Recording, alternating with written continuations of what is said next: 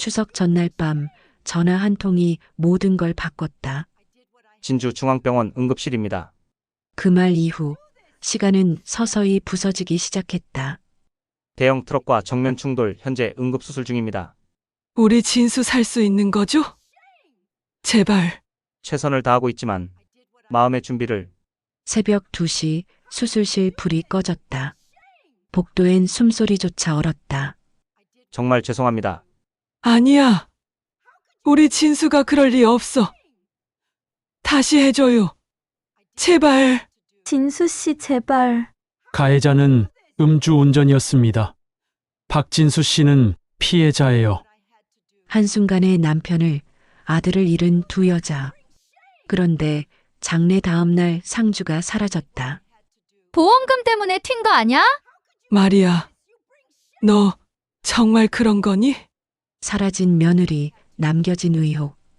진실은 돈이었을까, 절망이었을까? 그날 새벽 그녀에게 무슨 일이 있었던 걸까요? 사연을 시작하기 전에 구독과 좋아요로 마음을 표현해 주시면 큰 응원이 됩니다. 구독과 좋아요는 무료인 거 아시죠? 그 작은 클릭이 제겐 정말 큰 힘이 돼요. 오늘 하루 여러분의 곁에 특별한 행운이 함께하길 기원합니다. 경남 진주시 외곽, 낡은 기와 지붕이 세월의 무게를 견디고 있는 한옥마당에서 김정순이 빨래를 널고 있었습니다. 올해 70이 된 정순의 손등에는 세월의 흔적이 깊이 패여 있었고 허리는 구부정하게 굽어 있었지만 여전히 부지런한 손놀림을 멈추지 않았습니다. 마당 한켠에서는 6살 손자 민준이 흙장난을 하며 깔깔거리고 있었습니다. 할머니, 배고파요. 민준이 흙투성이 손을 들어 올리며 정순에게 달려왔습니다. 정순은 손자의 더러워진 얼굴을 보며 미소를 지었습니다. 아이고, 우리 민준이가 또 흙을 잔뜩 묻혔네. 손 씻고 와라. 할머니가 맛있는 거 해줄게. 그때 부엌에서 서툰 한국어가 들려왔습니다. 어머니, 제가 할게요. 민준이 좋아하는 계란말이 만들어줄게요. 필리핀 출신 며느리 마리아가 앞치마를 두르고 나와 정순을 향해 어색하게 미소 지었습니다. 마리아는 한국에 온 지 벌써 10년이 넘었지만 여전히 발음이 어색하고 문법이 뒤섞이는 경우가 많았습니다. 마리아의 긴 검은 머리는 단정하게 묶여 있었고 얼굴에는 동남아시아 특유의 따뜻함이 배어 있었습니다. 키는 작았지만 단단한 체격으로 집안일을 능숙하게 해냈습니다. 특히 요리 솜씨는 시어머니도 인정할 정도였습니다. 필리핀 요리와 한국 요리를 적절히 섞어서 가족들의 입맛에 맞추려 노력하는 모습이 기특했습니다. 정수는 마리아를 바라보며 복잡한 마음을 감추지 못했습니다. 처음 아들 박진수가 마리아를 집에 데려왔을 때의 기억이 아직도 생생했습니다. 엄마, 이 사람 정말 좋은 사람이에요. 저를 진심으로 사랑해주는 사람이니까 받아주세요. 아들의 간절한 부탁에 마음을 열었지만 마을 사람들의 시선은 차가웠습니다. 당시 진주 시내에서 공장 다니던 진수가 어떻게 마리아를 만났는지는 정확히 몰랐지만 둘이 서로 사랑하고 있다는 것만큼은 분명했습니다. 진수는 마리아 앞에서만큼은 소년처럼 수줍어했고 마리아도 진수를 바라보는 눈빛이 애틋했습니다.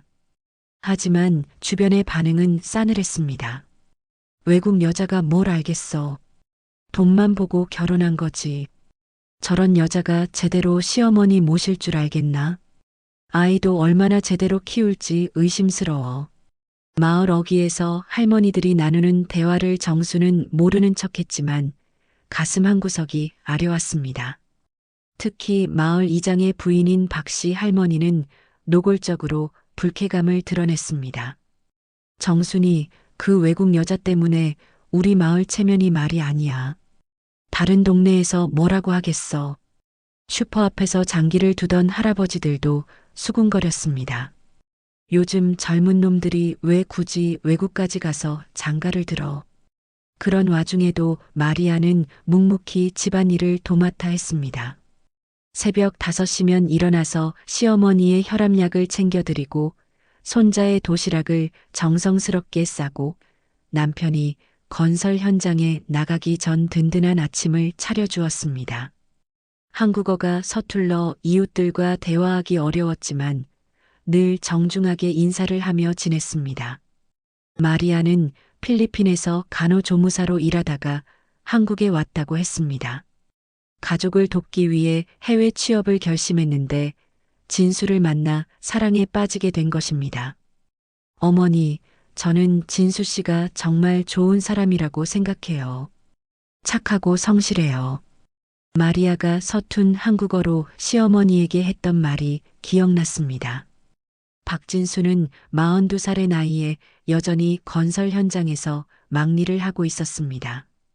키가 크고 어깨가 넓은 체격으로 힘든 일도 마다하지 않았습니다. 젊은 시절 친구와 함께 작은 건설업체를 차렸다가 부도가 나면서 큰 빚을 지게 되었습니다. 그 빚을 갚기 위해 위험한 현장 일도 마다하지 않았습니다. 지난해에는 아파트 건설 현장에서 크레인에 머리를 다쳐 한 달간 병원에 입원하기도 했습니다.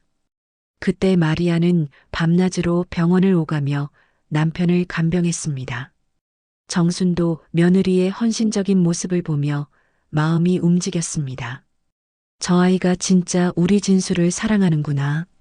얼마 전에는 허리 디스크로 고생을 했습니다. 무거운 자재를 옮기다가 허리를 다친 것이었습니다. 의사는 수술을 권했지만 수술비와 회복 기간을 생각하면 엄두가 나지 않았습니다. 진통제에 의존하며 일을 계속했습니다. 마리아는 밤마다 남편의 허리를 주물러주며 걱정했습니다. 아빠가 또 늦네. 마리아가 벽시계를 보며 걱정스러운 표정을 지었습니다. 벌써 밤 9시가 넘었는데 진수에게서 연락이 없었습니다. 평소보다 2시간이나 늦었습니다. 오늘 잔업이 있다고 했으니까 조금 더 기다려보자. 정순이 며느리를 달래며 말했지만 속으로는 불안한 마음을 감출 수 없었습니다. 요즘 진수의 얼굴에는 피로가 깊이 배어 있었습니다. 경기가 어려워지면서 일거리도 줄어들고 일당도 예전만 못했습니다. 그래서 더욱 열심히 일해야 했습니다. 위험한 고소 작업도 마다하지 않았고 다른 사람들이 기피하는 야간 작업도 자진해서 맡았습니다. 이때 현관문이 삐걱거리며 열렸습니다. 진수가 무거운 발걸음으로 들어왔습니다. 온몸에 시멘트 가루를 묻히고 얼굴에는 하루 종일의 피로가 가득했지만 가족들을 보는 진수의 눈빛만큼은 따뜻했습니다. 작업복에는 땀 냄새와 시멘트 냄새가 뒤섞여 있었습니다. 아빠. 민준이 아버지를 보자마자 달려갔습니다. 진수는 더러운 작업복 때문에 아들을 바로 안아주지 못해 미안해했습니다. 아빠 씻고 와서 안아줄게. 조금만 기다려. 진수의 목소리는 쉬어 있었습니다. 여보, 정말 고생 많으셨어요. 마리아가 따뜻한 물수건을 가져다 주며 남편의 어깨를 주물러 주었습니다. 진수는 아내의 따뜻한 손길에 잠시 눈을 감고 하루의 피로를 달래며 말했습니다. 오늘 현장에서 사고가 하나 있어서 늦었어. 다행히 큰 일은 아니었지만 내일은 더 일찍 들어올 수 있을 것 같아. 진수가 희망적으로 말했습니다. 우리 현장 일이 거의 끝나가거든. 다음 주면 마무리될 거야. 마리아는 남편의 말에 안도하며 미소를 지었습니다. 진수가 씻고 나온 후 저녁 식사 시간이 되었습니다. 작은 밥상 위에는 마리아가 정성스럽게 준비한 반찬들이 놓여 있었습니다.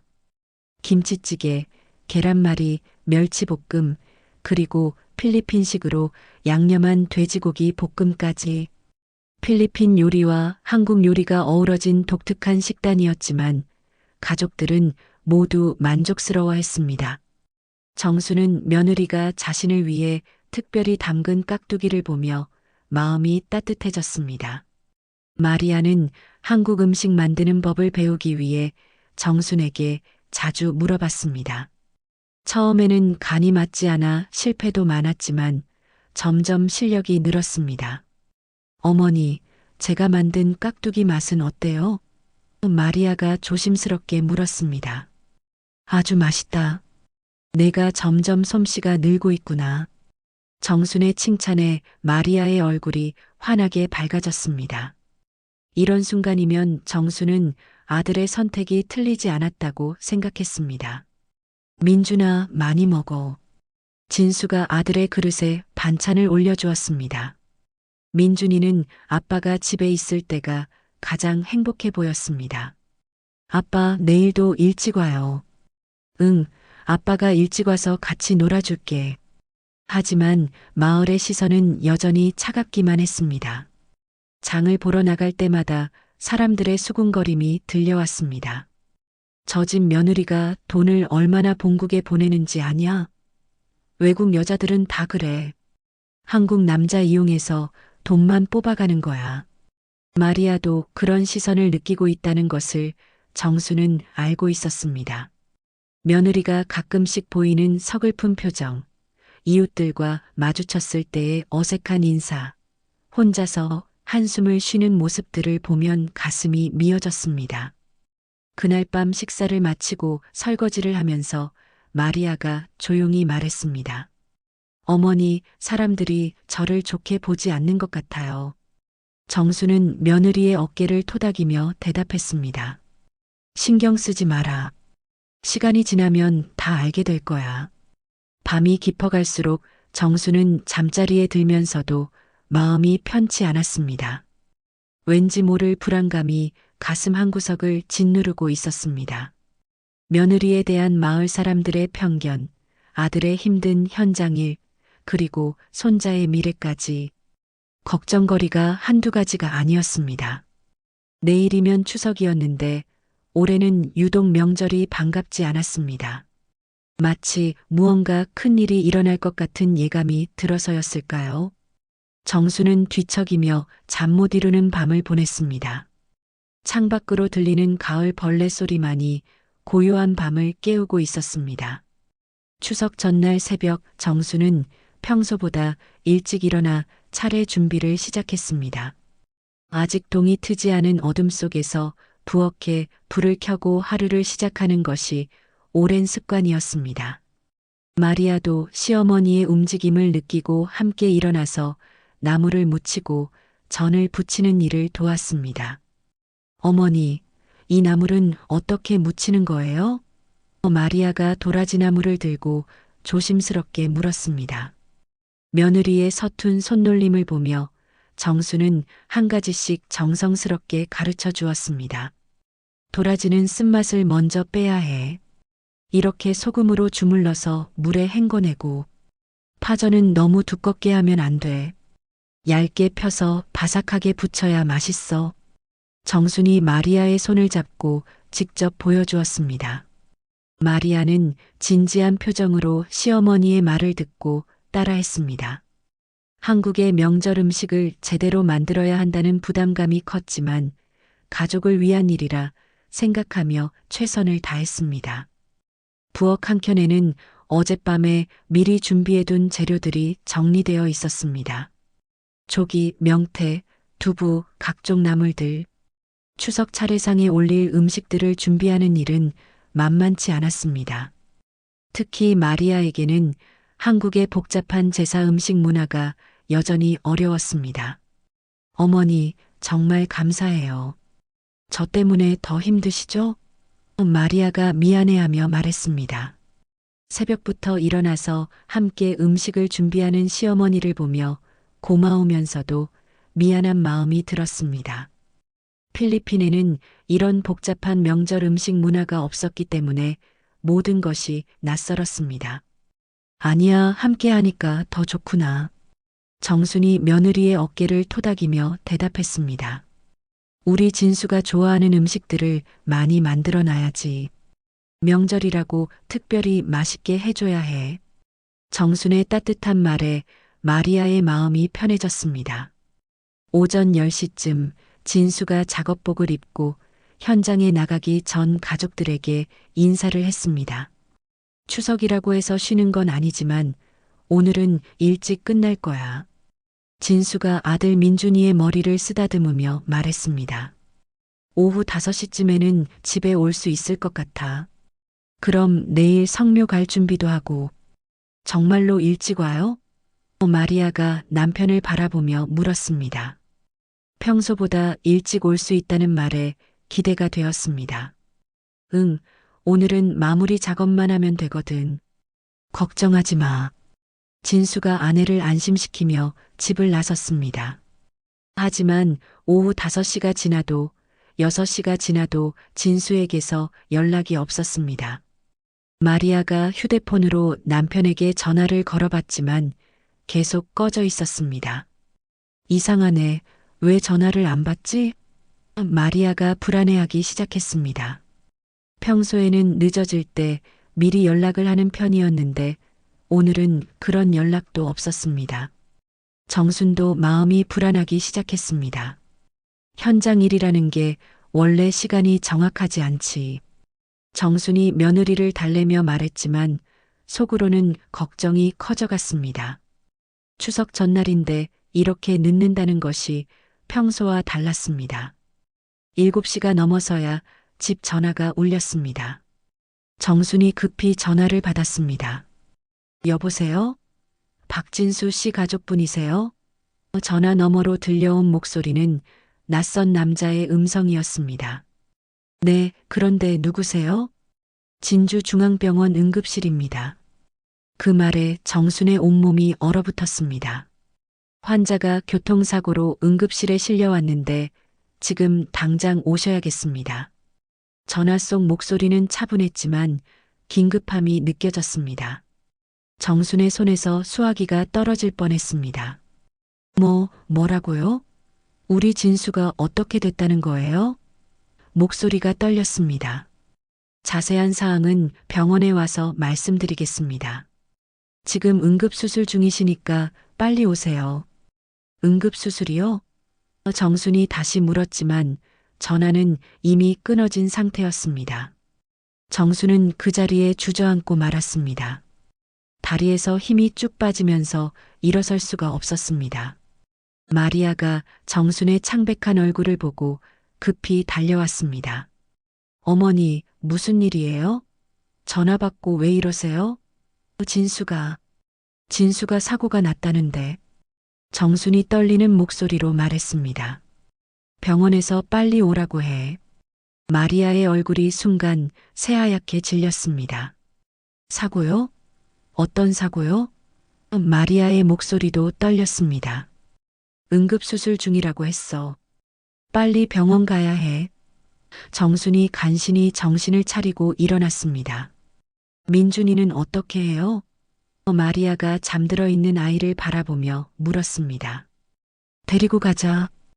혼자 두고 갈 수는 없잖아. 정순이 서둘러 민준이를 깨워 옷을 입혔습니다. 아이는 갑작스러운 상황을 이해하지 못한 채 졸린 눈을 비볐습니다. 할머니, 어디 가요? 민준이가 졸린 목소리로 물었습니다. 아빠 보러 가는 거야. 아빠가 아픈 데 있어서. 정순이 손자의 손을 잡으며 말했습니다. 마리아는 급히 택시를 불렀습니다. 손이 너무 떨려서 전화번호를 제대로 누르기도 어려웠습니다. 택시를 기다리는 동안 정순과 마리아는 말없이 서 있었습니다. 둘 다 최악의 상황을 상상하며 불안해했습니다. 괜찮을 거예요, 어머니. 마리아가 떨리는 목소리로 정순을 위로했습니다. 진수 씨는 강한 사람이에요. 드디어 택시가 도착했습니다. 진주중앙병원 응급실로 빨리 가주세요. 마리아가 운전사에게 간절히 부탁했습니다. 택시는 밤길을 달려 병원으로 향했습니다. 창밖으로 보이는 가로등 불빛들이 빠르게 지나갔습니다. 택시 안에서 민준이가 다시 물었습니다. 아빠가 많이 아파요? 아빠 곧 나을 거야. 걱정하지 마. 정순이 손자를 달래며 말했지만 자신도 불안하기는 마찬가지였습니다. 마리아는 창밖을 바라보며 계속 기도하고 있었습니다. 병원에 도착했을 때는 이미 밤이 깊었습니다. 응급실 입구부터 사람들로 붐볐습니다. 각종 의료기기 소리와 의료진들의 바쁜 발걸음, 환자들의 신음소리가 뒤섞여 있었습니다. 정순과 마리아는 급히 응급실 접수대로 향했습니다. 박진수 환자 가족입니다. 정순이 간호사에게 말했습니다. 아, 박진수 씨요. 잠깐만요. 간호사가 컴퓨터를 확인하더니 심각한 표정을 지었습니다. 현재 응급수술 중이세요. 담당 의사 선생님이 설명해 드릴게요. 잠시 후 수술복을 입은 의사가 나왔습니다. 마스크를 쓰고 있었지만 표정이 심각해 보였습니다. 환자 가족분이세요? 네, 저는 어머니고 이분은 부인입니다. 정순이 대답했습니다. 의사가 한숨을 쉬며 설명을 시작했습니다. 대형 트럭과 정면 충돌 사고였습니다. 그 말에 정순과 마리아의 얼굴이 더욱 창백해졌습니다. 머리와 가슴, 복부에 심한 외상을 입었고 현재 응급수술을 진행하고 있습니다. 그러면 살 수 있는 거죠? 정순이 떨리는 목소리로 물었습니다. 의사는 잠시 망설이더니 심각한 표정으로 대답했습니다. 최선을 다하고 있지만 상태가 매우 위중합니다. 마음의 준비를 하셔야 할 것 같습니다. 그 말에 정수는 그 자리에 주저앉아 울기 시작했습니다. 안 돼, 안 돼. 우리 진수가 그럴 리 없어. 마리아도 민준이를 꼭 안고 눈물을 흘렸습니다. 아이는 어른들의 울음소리를 보며 무서워했습니다.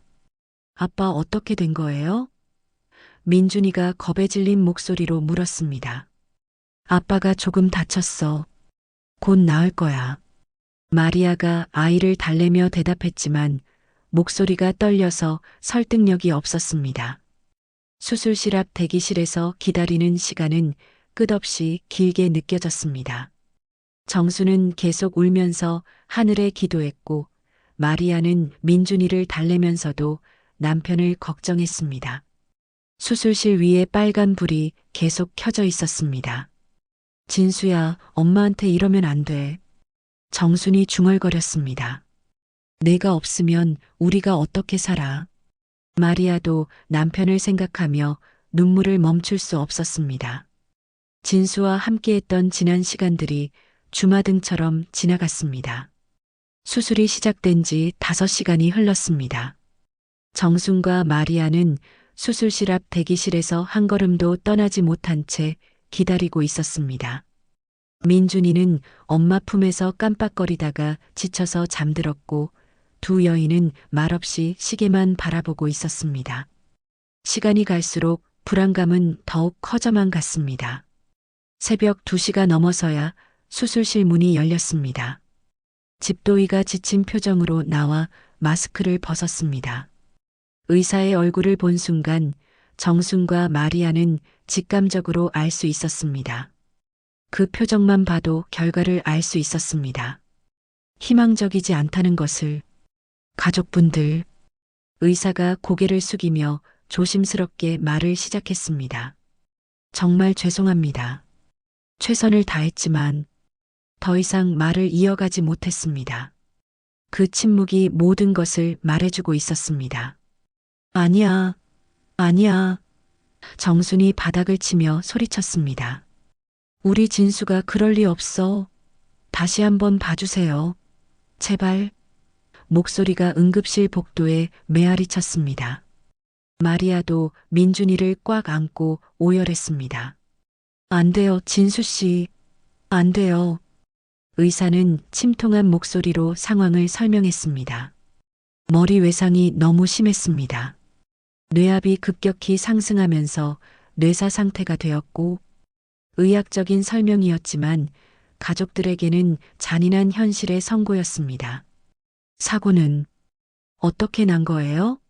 마리아가 눈물을 훔치며 간신히 물었습니다. 담당 형사가 나타나서 사고 경위를 설명했습니다. 공사 현장에서 집으로 돌아가던 중이었습니다. 반대편에서 음주운전 차량이 중앙선을 넘어와서 음주운전이요? 정순의 목소리에 분노가 섞였습니다. 그럼 우리 진수는 아무 잘못도 없이 네, 피해자입니다. 가해자는 현재 구속된 상태입니다. 형사의 말에 정수는 더욱 분노했습니다. 아무 죄 없는 아들이 남의 잘못으로 죽게 되었다는 사실이 받아들여지지 않았습니다. 의사가 조심스럽게 유품을 건네주었습니다. 사고 당시 현장에서 발견된 고인의 유품입니다. 핏자국이 묻은 지갑과 휴대폰, 그리고 평소 진수가 목에 차고 다니던 십자가 목걸이였습니다.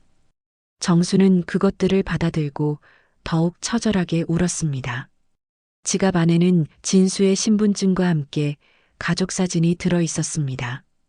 작년 민준이 생일날 찍은 사진으로 네 식구가 모두 밝게 웃고 있는 모습이었습니다. 사진 속 진수는 행복해 보였습니다. 그런데 이제 그 웃음을 다시 볼 수 없다는 것이 현실로 다가왔습니다. 병원에서 여러 절차를 밟는 동안 하늘이 밝아왔습니다. 추석 당일 새벽이었습니다. 본래라면 조상님께 차례를 지내고 가족들이 모여 즐거운 시간을 보낼 날이었습니다. 하지만 이제 모든 것이 바뀌어 버렸습니다. 집으로 돌아가는 택시 안에서 민준이가 깨어났습니다. 할머니, 아빠는? 아이의 순진한 질문에 정순과 마리아는 대답할 말이 없었습니다. 아빠가 하늘나라로 갔단다. 정순이 간신히 말했습니다. 언제 돌아와요? 민준이가 다시 물었습니다. 죽음이 무엇인지 정확히 이해하지 못하는 나이였습니다. 아빠는 이제 돌아오지 않아. 마리아가 눈물을 흘리며 아들을 안았습니다. 하지만 하늘에서 우리를 지켜보고 계실 거야. 집에 도착했을 때 어제 준비해둔 추석 음식들이 그대로 있었습니다. 정성스럽게 만든 전과 나물들, 차례상에 올릴 음식들. 이제 모든 게 무의미해져 버렸습니다. 정수는 주저앉아 또다시 울음을 터뜨렸습니다. 어머니, 장례 준비를 해야 해요.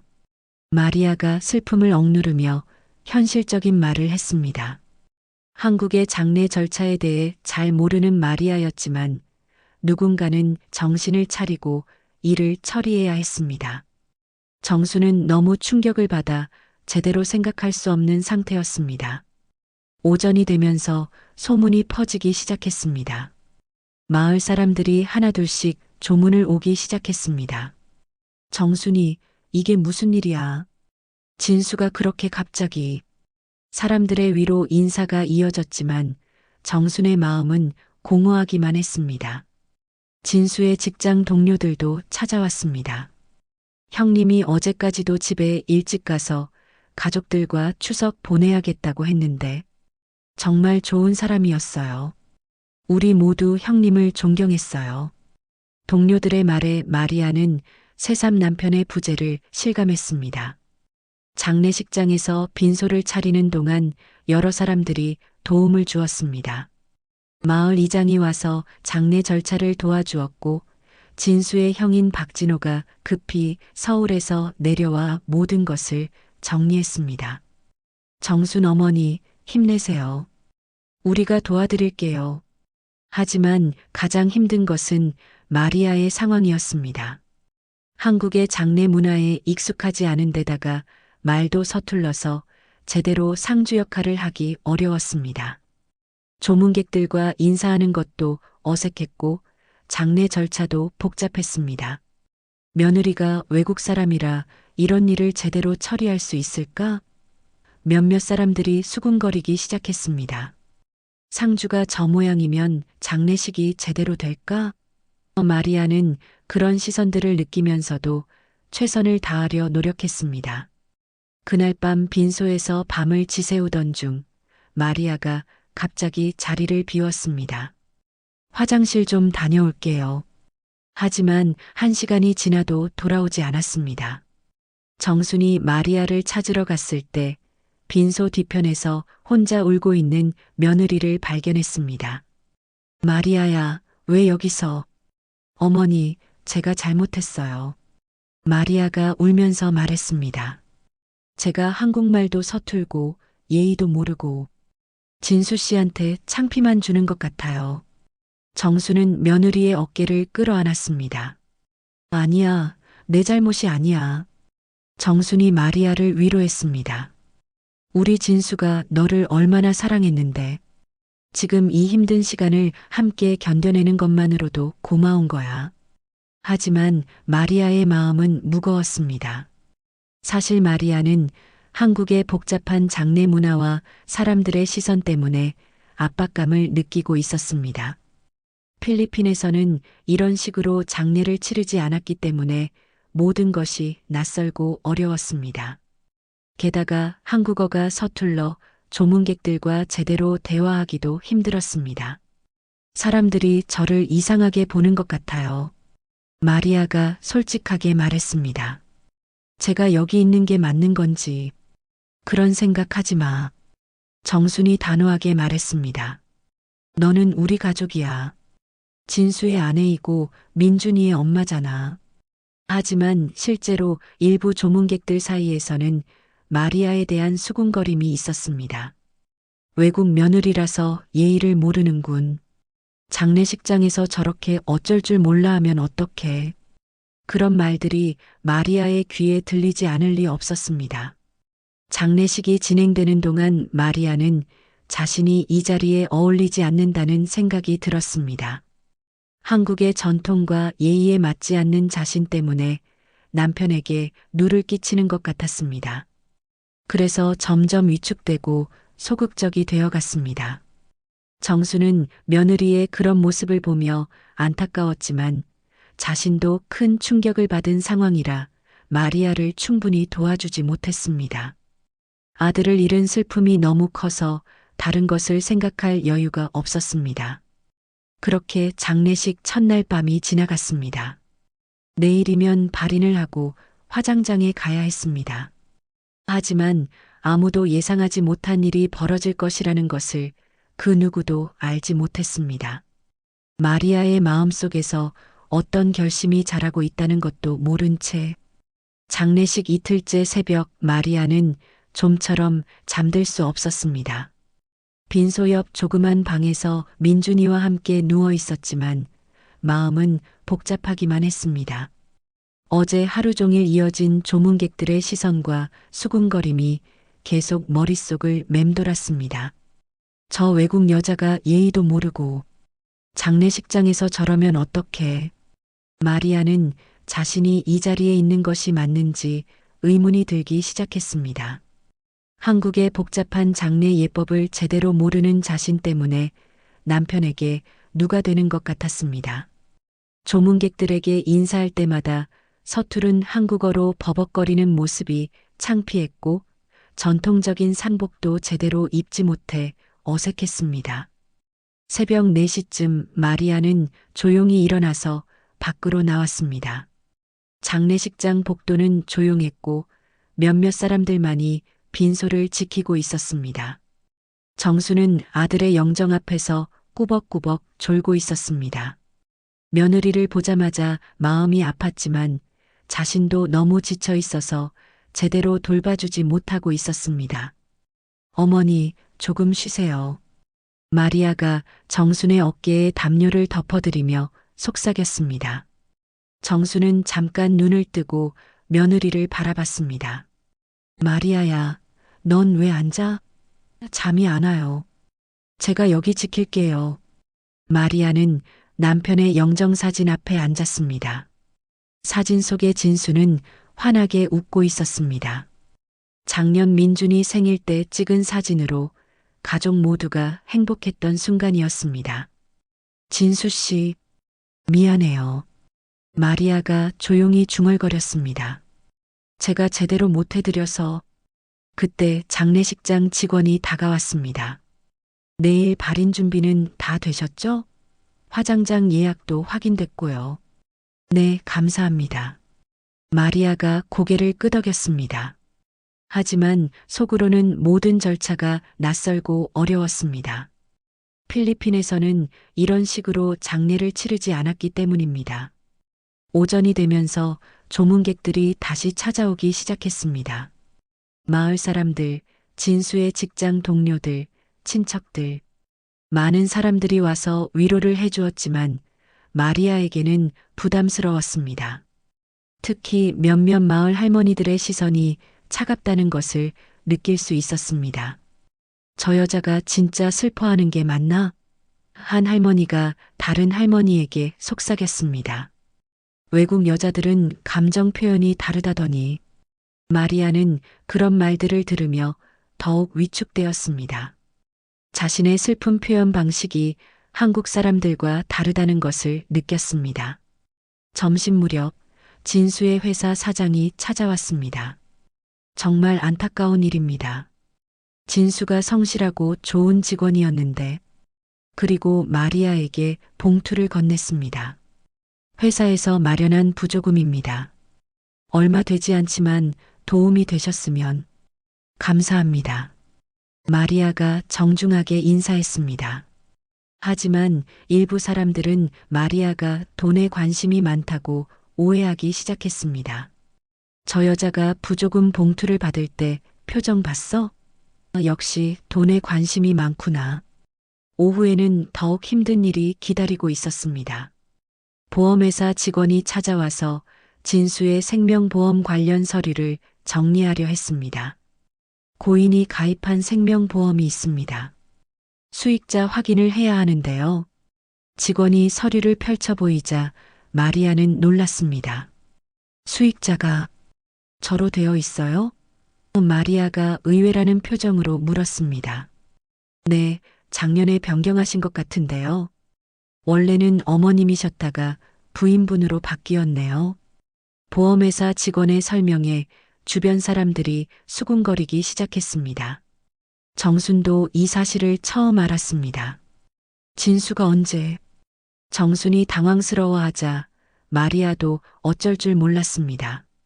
저도 몰랐어요, 어머니. 진수 씨가 말해주지 않았어요. 하지만 주변 사람들의 시선은 의심스럽기만 했습니다. 역시 그럴 줄 알았어. 한 친척이 중얼거렸습니다. 외국 여자가 돈 때문에 결혼한 거 아니었나?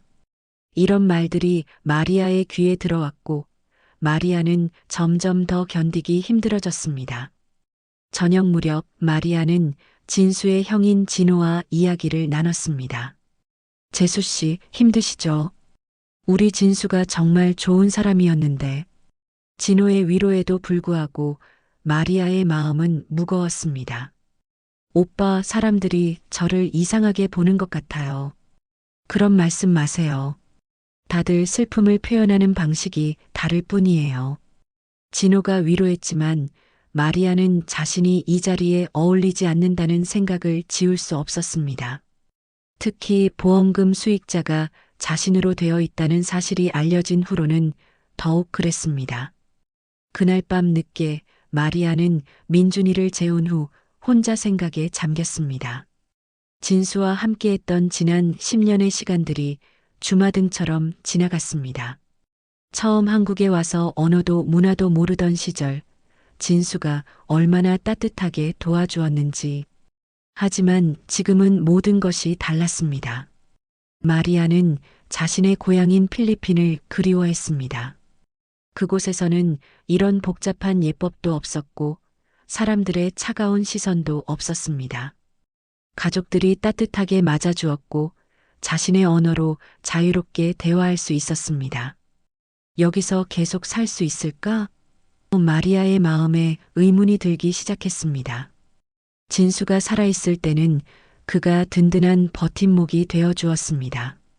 마을 사람들의 시선이 차가워도 남편이 옆에 있으면 견딜 수 있었습니다. 하지만 이제 혼자가 되었습니다. 마리아는 가방에서 오래된 편지를 꺼냈습니다. 고향의 언니가 보낸 편지였습니다. 마리아, 언제든 힘들면 돌아와. 우리 가족 모두 너를 기다리고 있어. 몇 달 전에 받은 편지였지만 지금 읽으니 더욱 간절하게 느껴졌습니다. 그리고 또 다른 편지도 있었습니다.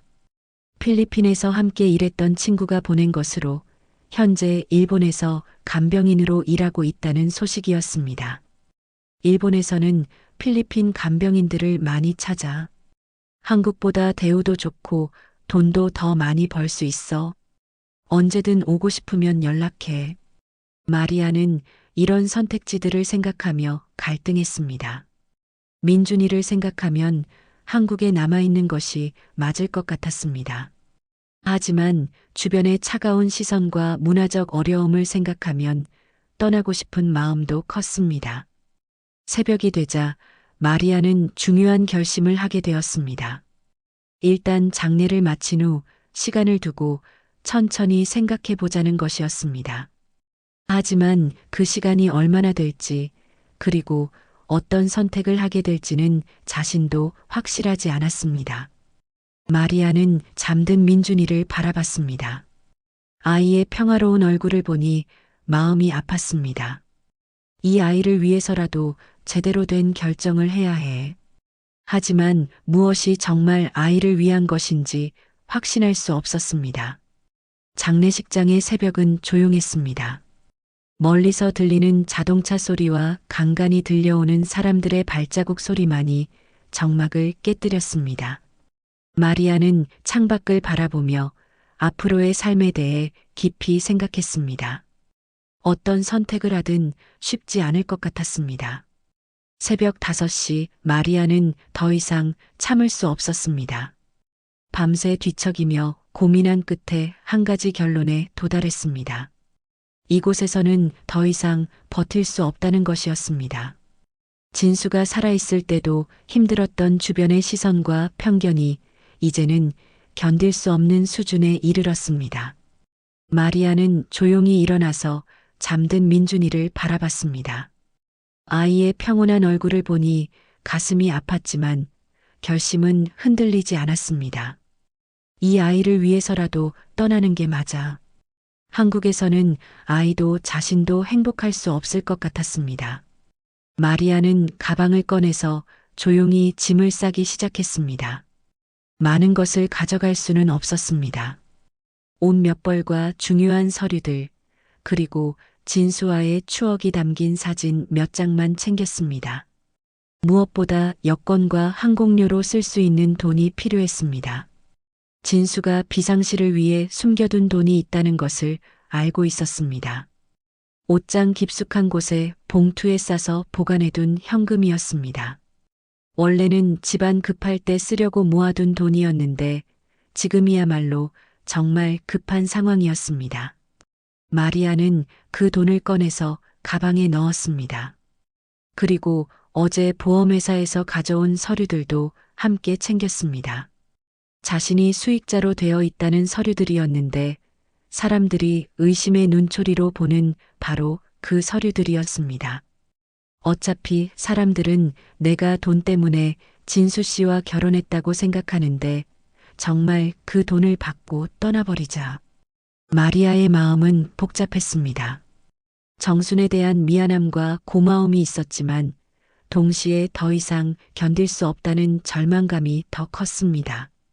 지난 이틀 동안 받았던 차가운 시선들, 수군거리는 소리들, 의심스러운 눈빛들, 모든 것이 한계에 이르렀습니다. 민준이를 깨우는 것이 가장 어려웠습니다. 민준아, 일어나야 해. 마리아가 아들을 조용히 흔들어 깨웠습니다. 엄마, 왜요? 아이는 졸린 눈을 비비며 물었습니다. 우리 여행 가는 거야. 할머니 나라 가보자. 할머니 나라요? 민준이가 궁금해했습니다. 마리아는 아이가 상황을 정확히 이해하지 못한다는 것을 알고 있었지만 지금은 설명할 시간이 없었습니다. 응, 엄마 고향에 가는 거야. 재미있을 거야. 마리아는 아이에게 옷을 입히면서 계속 주변을 살폈습니다. 아직 모든 사람들이 잠들어 있었고 장례식장은 조용했습니다. 새벽이라 택시를 부르기도 어려웠지만 다행히 24시간 콜택시가 있었습니다. 택시를 기다리는 동안 마리아는 정순에게 남길 편지를 썼습니다. 서툰 한국어로 썼지만 마음만큼은 진심이었습니다. 어머니, 정말 죄송합니다. 저는 이곳에서 살 수 없을 것 같아요.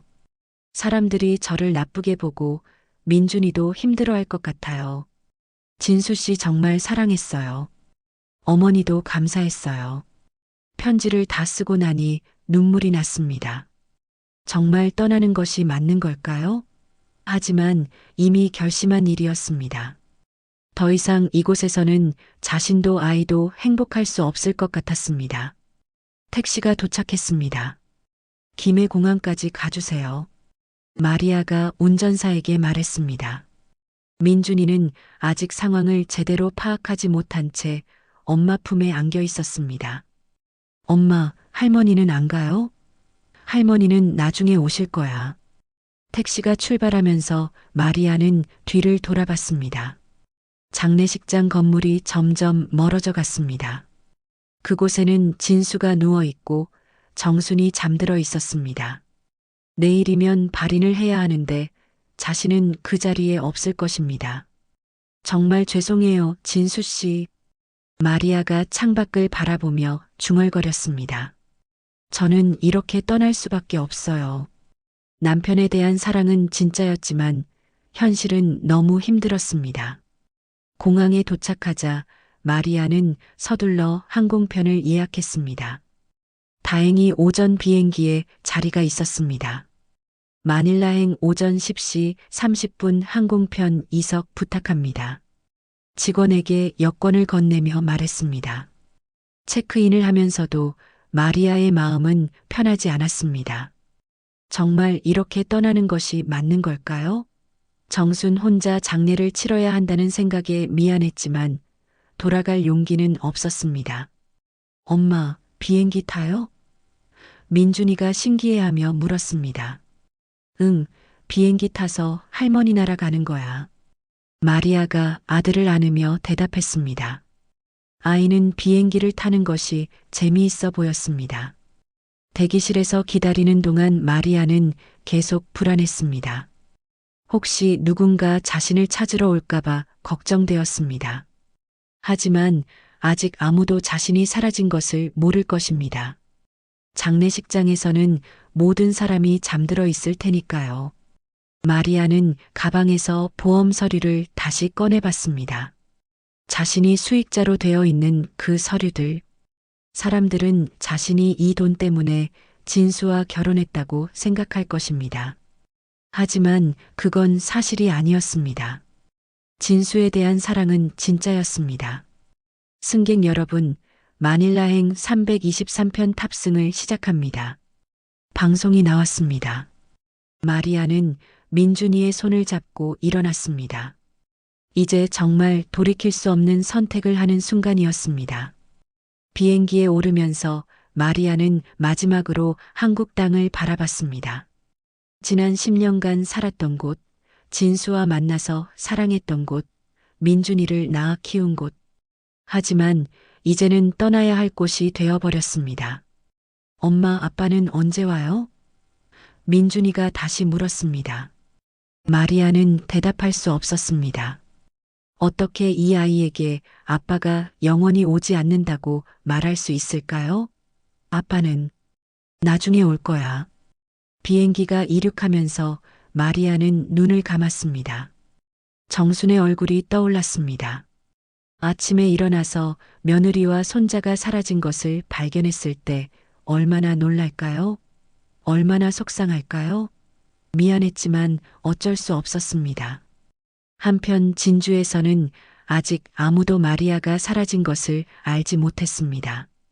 장례식장에서는 모든 사람들이 깊이 잠들어 있었고 정순도 아들을 잃은 슬픔에 지쳐 꿈속에 빠져 있었습니다. 몇 시간 후에야 충격적인 발견이 있을 것입니다. 마리아는 비행기 창밖으로 멀어져가는 한국을 바라봤습니다. 정말 이게 맞는 선택이었을까? 후회와 안도감이 동시에 밀려왔습니다. 하지만 이미 돌이킬 수 없었습니다. 이제 새로운 삶을 시작해야 했습니다. 오전 9시 정수는 평소보다 늦게 잠에서 깨어났습니다. 어젯밤 너무 늦게까지 빈소를 지키느라 몸이 지쳐 있었습니다. 아들을 잃은 슬픔과 연일 이어진 조문 접대로 인해 정신적으로도 육체적으로도 한계에 달해 있었습니다. 마리아야, 민준이는 괜찮나? 정순이 일어나면서 며느리를 불렀습니다. 하지만 아무 대답이 없었습니다. 어젯밤 마리아의 상태를 보니 많이 힘들어하는 것 같았는데 아직 자고 있는 것 같았습니다. 정수는 조심스럽게 마리아와 민준이가 자고 있는 방으로 향했습니다. 문을 살짝 열어보니 방이 비어 있었습니다. 침대는 이미 정리되어 있었고 아무도 없었습니다. 벌써 일어났나? 정수는 화장실이나 세면장을 찾아봤지만 어디에도 마리아와 민준이가 보이지 않았습니다. 혹시 빈소로 갔나 싶어 장례식장 안을 둘러봤지만 그곳에도 없었습니다. 밤을 새운 조문객 몇 명이 있었지만 마리아 모자는 보이지 않았습니다. 마리아 못 봤어? 정순이 진수의 형인 진호에게 물었습니다. 아니요, 새벽부터 못 봤는데요. 어디 갔을까요? 진호도 의아해했습니다. 오늘이 발인일인데 상주가 보이지 않는다는 것이 이상했습니다. 정수는 점점 불안해지기 시작했습니다. 마리아가 어제부터 이상하게 위축되어 있었던 것이 기억났습니다. 사람들의 시선과 수군거림 때문에 많이 힘들어했던 것 같았습니다. 혹시 무슨 일이? 장례식장 직원에게 물어보니 더욱 이상한 사실을 알게 되었습니다. 새벽 5시쯤에 젊은 여자분이 아이 데리고 택시 타고 나가시는 걸 봤는데요. 큰 가방을 들고 있었어요. 직원의 말에 정순의 얼굴이 창백해졌습니다. 큰 가방을 들고 정순이 다시 확인했습니다. 네, 여행용 캐리어 같은 걸 끌고 나가시더라고요. 급한 일이 있나 보다 했는데 직원의 말에 정수는 불안한 예감이 들기 시작했습니다. 정수는 급히 마리아가 머물던 방으로 다시 가봤습니다. 자세히 살펴보니 평소 마리아가 사용하던 물건들이 많이 사라져 있었습니다. 옷장을 열어보니 옷들도 대부분 없어져 있었습니다. 그제야 정수는 심각성을 깨달았습니다. 마리아가 짐을 싸서 떠난 것 같아요. 정순이 떨리는 목소리로 진호에게 말했습니다. 뭐라고요? 오늘 발인인데? 진호도 믿을 수 없다는 표정이었습니다. 상주가 장례 당일에 사라진다는 것은 상상도 할 수 없는 일이었습니다. 정수는 마리아가 평소 중요하게 여기던 서류함을 찾아봤습니다. 여권과 각종 신분 증명서들이 모두 사라져 있었습니다. 그리고 진수가 비상시를 위해 모아둔 현금도 없어져 있었습니다. 정말 떠난 거야. 정순이 주저앉았습니다. 더욱 충격적인 것은 어제 보험회사에서 가져온 서류들도 모두 사라져 있다는 것이었습니다. 진수의 생명보험 관련 서류들, 특히 마리아가 수익자로 되어 있는 그 서류들이 없어져 있었습니다. 정수는 무엇을 의미하는지 알 수 있었습니다. 소문이 빠르게 퍼졌습니다. 며느리가 도망갔다더라. 아이까지 데리고 갔다는데? 조문객들 사이에서 수군거림이 시작되었습니다. 어제부터 보험금 얘기가 나온 후 의심스러운 눈으로 보던 사람들이 이제는 확신에 찬 목소리로 말했습니다. 역시 그럴 줄 알았어. 마을박씨 할머니가 혀를 차며 말했습니다. 외국 여자가 뭔 진심이겠어. 돈만 노린 거지. 보험금까지 챙겨서 튀었다니 정말 계획적이었나 봐. 정수는 그런 말들을 들으며 절망했습니다. 며느리를 믿고 싶었지만 상황이 너무 명확했습니다. 장례 당일에 짐을 싸서 떠나고 보험 서류까지 가져간 것을 보면 다른 해석이 불가능했습니다. 정순이 정신 차려. 진호가 정순을 달래며 말했습니다. 일단 장례부터 치르자. 그 다음에 어떻게 할지 생각해보고.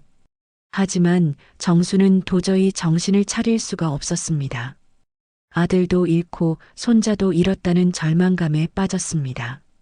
오전 10시 예정대로 발인 절차가 시작되었습니다. 하지만 상주인 마리아가 없는 이상한 장례식이 되었습니다.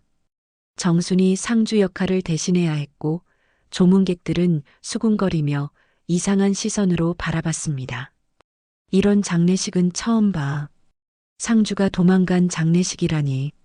사람들의 말이 정순의 귀에 들려왔지만 정순은 아무 말도 할 수 없었습니다. 변명할 말도 설명할 말도 없었습니다. 화장장으로 가는 길에서도 사람들의 수군거림은 계속되었습니다. 그 여자가 얼마나 영악했으면 이런 일을. 아이까지 데리고 갔다니 정말 냉정하다. 정수는 그런 말들을 들으며 고개를 숙일 수밖에 없었습니다. 화장장에서 진수를 마지막으로 보내는 순간 정수는 혼자였습니다.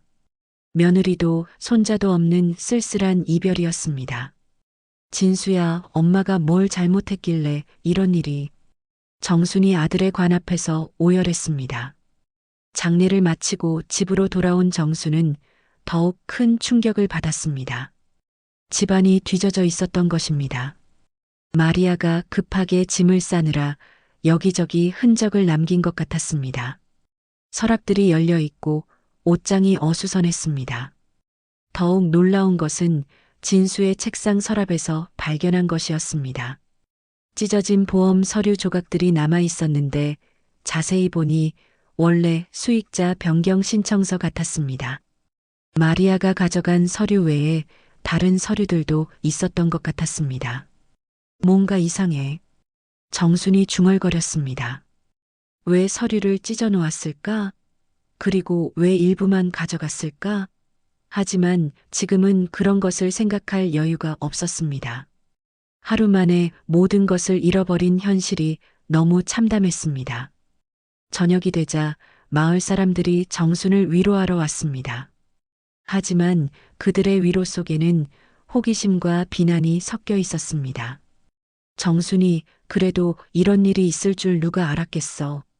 외국 여자는 역시 믿을 수 없다니까. 처음부터 수상했어. 이장의 부인이 말했습니다. 남편 장례도 제대로 안 치르고 돈 들고 도망가다니 이런 파렴치한 일이 어디 있어. 정수는 그런 말들을 들으며 더욱 절망했습니다. 그날 밤 정수는 빈집에서 혼자 앉아 있었습니다. 아들의 영정사진만이 조용히 자신을 바라보고 있었습니다. 진수야, 내 마누라가 이런 사람이었구나. 정순이 아들에게 말을 걸었습니다. 엄마는 정말 몰랐어. 하지만 마음 한구석에서는 여전히 의문이 들었습니다. 10년 동안 함께 살면서 본 마리아의 모습과 지금의 행동이 너무 달랐기 때문입니다. 정말 돈 때문에 결혼한 것이었을까? 아니면 다른 이유가 있는 것일까? 정수는 민준이를 생각하며 눈물을 흘렸습니다. 그 아이는 지금 어디서 무엇을 하고 있을까? 할머니를 그리워하지는 않을까? 다시 볼 수 있을까? 수많은 질문들이 머릿속을 맴돌았지만 답을 찾을 수 없었습니다. 마리아가 사라진 지 일주일이 지났습니다. 정수는 하루하루가 지옥 같았습니다. 아침에 눈을 뜰 때마다 민준이의 목소리가 들릴 것 같았지만 집은 죽음처럼 조용했습니다. 아들도 잃고 손자도 잃은 현실이 매일 새롭게 다가왔습니다. 마을 사람들의 시선은 더욱 차가워졌습니다. 정순이 집안이 완전히 망했네. 외국 여자한테 속은 거지. 그래도 불쌍하긴 해. 아들도 잃고 손자도 잃고. 동정과 비난이 섞인 시선들이 정순을 더욱 힘들게 했습니다.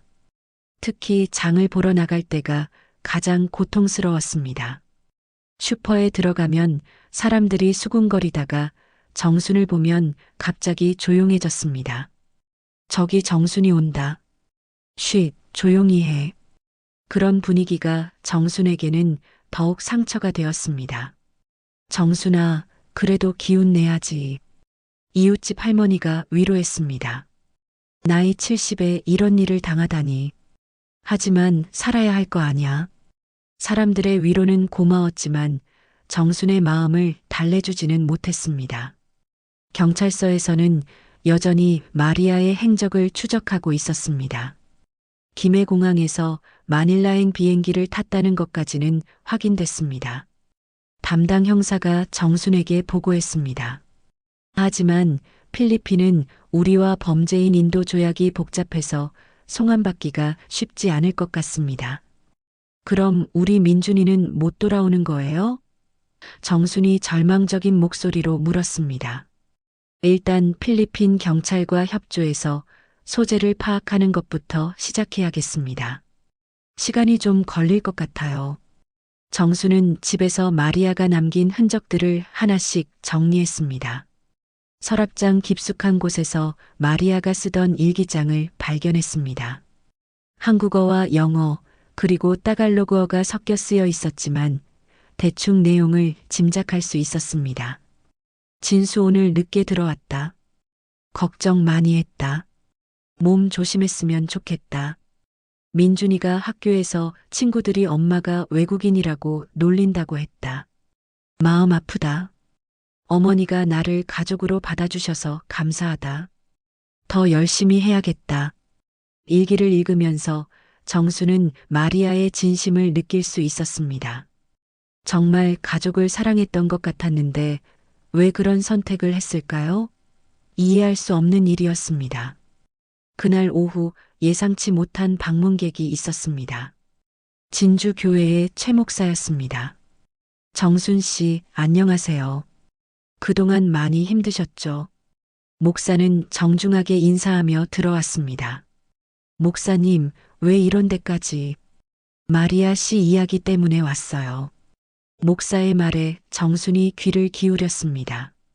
사실 마리아 씨가 몇 달 전부터 교회에 상담받으러 자주 왔었거든요. 상담이요? 네, 한국 생활이 너무 힘들다고 하더라고요. 특히 마을 사람들의 시선이 무겁다고 가끔은 고향으로 돌아가고 싶다는 말도 했어요. 목사의 말에 정수는 놀랐습니다. 마리아가 그런 고민을 하고 있었다는 것을 전혀 몰랐습니다. 그리고 민준이 교육 문제로도 고민이 많았어요. 목사가 계속 설명했습니다. 아이가 학교에서 엄마가 외국인이라고 놀림받는다며 많이 속상해했거든요. 어떻게 하면 아이가 상처받지 않게 할 수 있을지 고민이 많았어요. 정수는 그제야 마리아의 속마음을 조금이나마 이해할 수 있었습니다. 겉으로는 괜찮은 척했지만 속으로는 많은 고통을 받고 있었던 것입니다. 그런데 왜 나한테는 말하지 않았을까요? 며느리로서 시어머니한테 힘들다는 말을 어떻게 하겠어요? 목사가 이해한다는 듯이 말했습니다. 그래서 교회에서 털어놓은 거겠죠. 하지만 마리아 씨가 정순 씨를 얼마나 존경하고 감사해 했는지 몰라요. 정말요? 정순의 목소리에 희망이 섞였습니다. 네, 항상 어머니가 저를 받아주셔서 감사하다. 더 잘해드리고 싶다고 했어요. 그런 사람이 돈 때문에 결혼했을까요? 목사의 말을 들으며 정수는 혼란스러웠습니다. 마리아에 대한 생각이 조금씩 바뀌기 시작했습니다. 정말 단순히 돈 때문에 도망간 것일까요? 아니면 다른 이유가 있는 것일까요? 그때 집 전화가 울렸습니다. 여보세요? 어머니, 저 마리아예요. 정수는 심장이 멎는 줄 알았습니다. 마리아의 목소리였습니다. 하지만 목소리가 많이 지쳐 있었고 울고 있는 것 같았습니다. 마리아야, 너 지금 어디에 있어? 민준이는 괜찮고? 정순이 전화기를 꽉 붙잡고 소리쳤습니다. 어머니, 정말 죄송해요. 저 때문에 어머니가 이렇게 고생하시게 되어서. 죄송하기는 뭘 죄송해. 지금 당장 돌아와. 사람들이 다 너를 나쁘게 말하고 있어. 정순의 목소리가 점점 높아졌습니다. 그러자 전화 너머로 민준이의 목소리가 들려왔습니다. 할머니, 할머니, 민준아, 할머니야. 할머니한테 빨리 와. 왜 엄마랑 그런 데서 지내고 있어? 하지만 마리아가 갑자기 전화를 끊어버렸습니다. 여보세요? 마리아야. 아무리 불러도 신호음만 들릴 뿐이었습니다. 목사가 정순을 달래며 말했습니다. 일단 연락이 온 걸 보면 희망이 있어요. 마리아 씨가 완전히 관계를 끊으려 했다면 전화하지 않았을 거예요. 그럼 돌아올 수도 있다는 건가요? 며칠 후 더 놀라운 소식이 들려왔습니다. 마리아가 인천공항에서 입국하려다가 공항 경찰에 의해 발견되었다는 것이었습니다. 민준이와 함께 돌아온 것 같습니다. 경찰의 전화를 받은 정수는 급히 인천으로 향했습니다. 공항에서 마리아를 만났을 때 정수는 복잡한 감정에 휩싸였습니다. 마리아는 많이 야위어 있었고 민준이는 엄마 품에서 불안해하고 있었습니다. 어머니, 마리아가 고개를 숙이며 인사했습니다. 왜 그랬어? 왜 그렇게 갑자기 사라졌어? 정순이 마리아를 바라보며 물었습니다. 무서웠어요. 마리아가 눈물을 흘리며 대답했습니다. 사람들이 모두 저를 의심하는 눈으로 봤어요. 저 때문에 어머니까지 힘드실 것 같아서. 그래도 그게 도망갈 이유가 되나? 정순의 목소리에는 분노와 안도감이 섞여 있었습니다. 나는 내 편이었잖아. 왜 나한테 말하지 않고 혼자 결정했어? 그때 경찰관이 나타나서 상황을 설명했습니다. 사실 마리아 씨가 필리핀에서 다시 한국으로 돌아온 건 특이한 일이에요. 보통은 한 번 떠나면 돌아오지 않거든요. 왜 돌아왔는지 물어봤더니 어머니가 걱정될 것 같다고 하더라고요. 그리고 이것도 발견됐어요. 경찰관이 가방에서 서류 뭉치를 꺼냈습니다. 보험금 관련 서류들인데 전혀 건드리지 않은 상태로 가지고 있었어요. 정말 돈 때문이었다면 이미 보험금을 청구했을 텐데. 정수는 그제야 진실을 깨달았습니다. 마리아는 돈 때문에 도망간 것이 아니었습니다. 주변의 시선과 편견을 견디지 못해서 그리고 가족에게 피해를 주지 않기 위해서 떠났던 것입니다. 마리아야. 정순이 며느리를 껴안으며 말했습니다. 이제 집에 가자. 우리 집으로. 인천공항에서 진주로 돌아가는 길, 차 안은 무거운 침묵으로 가득했습니다. 정수는 조수석에 앉아 창밖을 바라보고 있었고 마리아는 뒷좌석에서 민준이를 안고 있었습니다. 아이는 긴 여행에 지쳐 엄마 품에서 잠들어 있었지만 두 여인의 마음은 복잡하기만 했습니다. 어머니, 마리아가 조심스럽게 말을 꺼냈습니다. 정말 죄송해요. 제가 너무 겁쟁이였어요. 정수는 고개를 돌려 며느리를 바라봤습니다. 마리아의 얼굴은 일주일 사이에 많이 야위어 있었고 눈가에는 깊은 피로가 배어 있었습니다. 무서웠다고 했지? 정순이 조용히 물었습니다. 어떤 게 무서웠어? 마리아는 잠시 망설이다가 솔직하게 대답했습니다. 사람들의 시선이요. 모든 사람이 저를 의심하는 눈으로 봤어요. 저 때문에 어머니까지 손가락질 받으실 것 같아서. 정수는 마리아의 말을 들으며 가슴이 아팠습니다. 며느리가 그런 고통을 혼자 견디고 있었다는 것을 몰랐던 자신이 미안했습니다. 그래도 나한테는 말했어야지.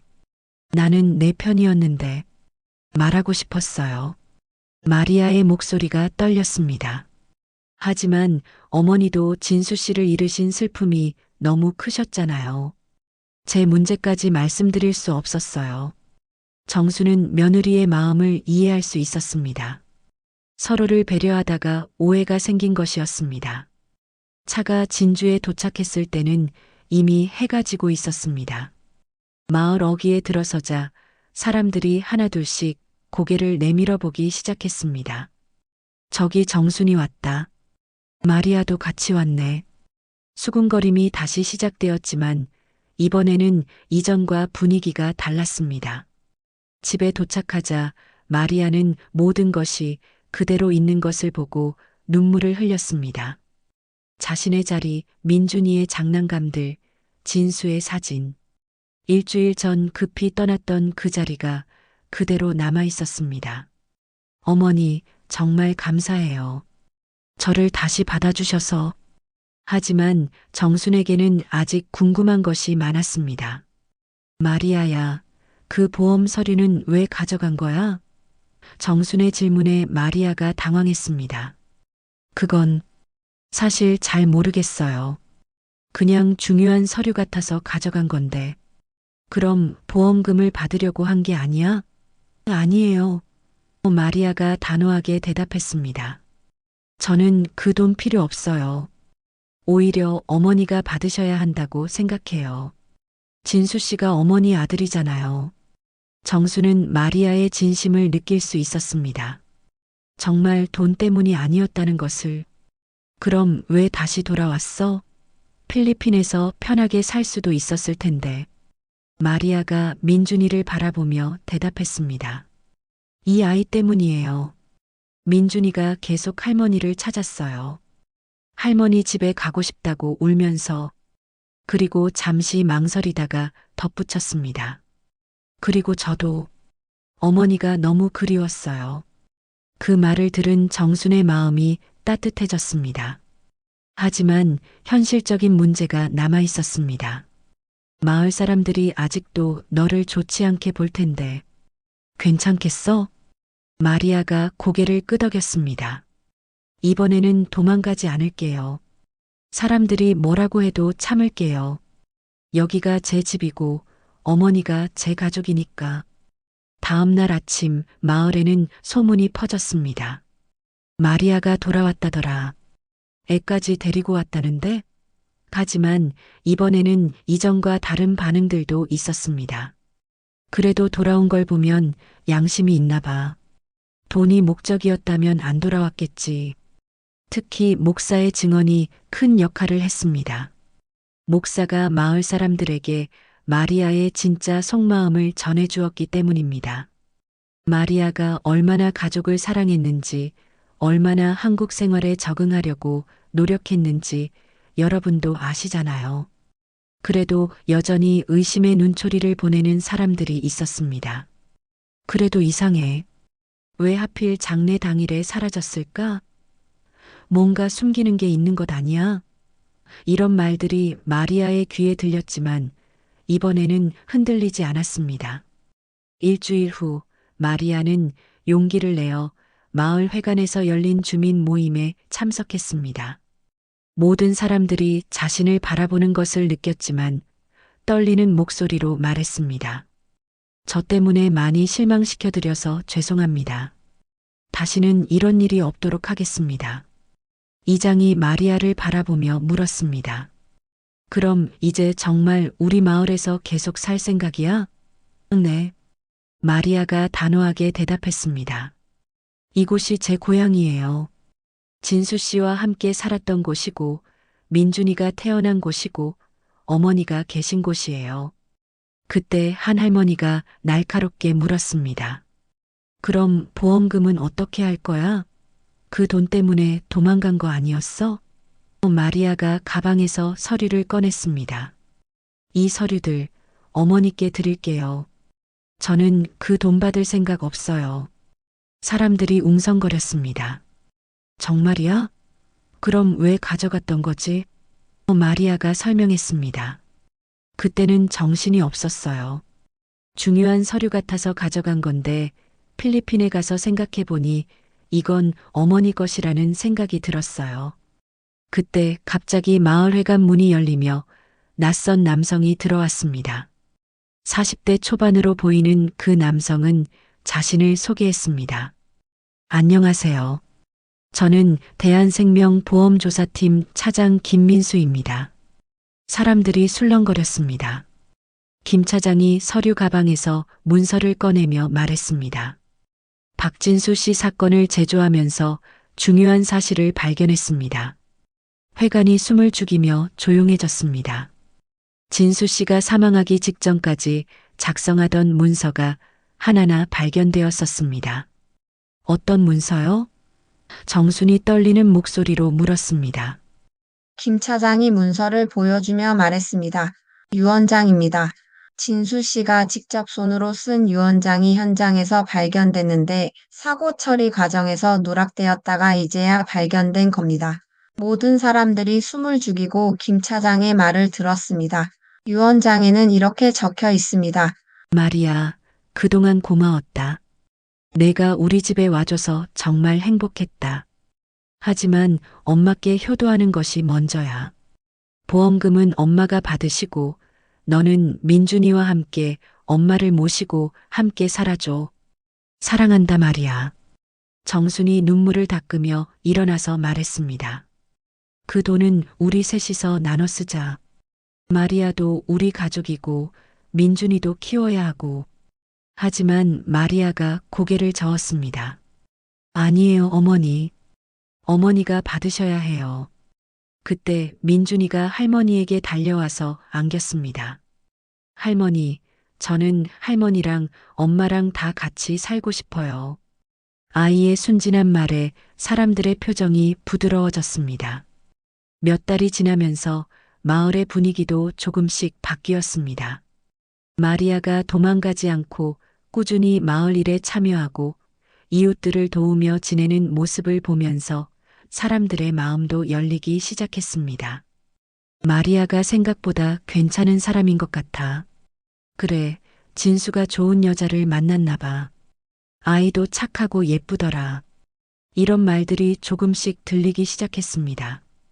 어느 가을날 정순과 마리아, 민준이는 진수의 묘를 찾았습니다.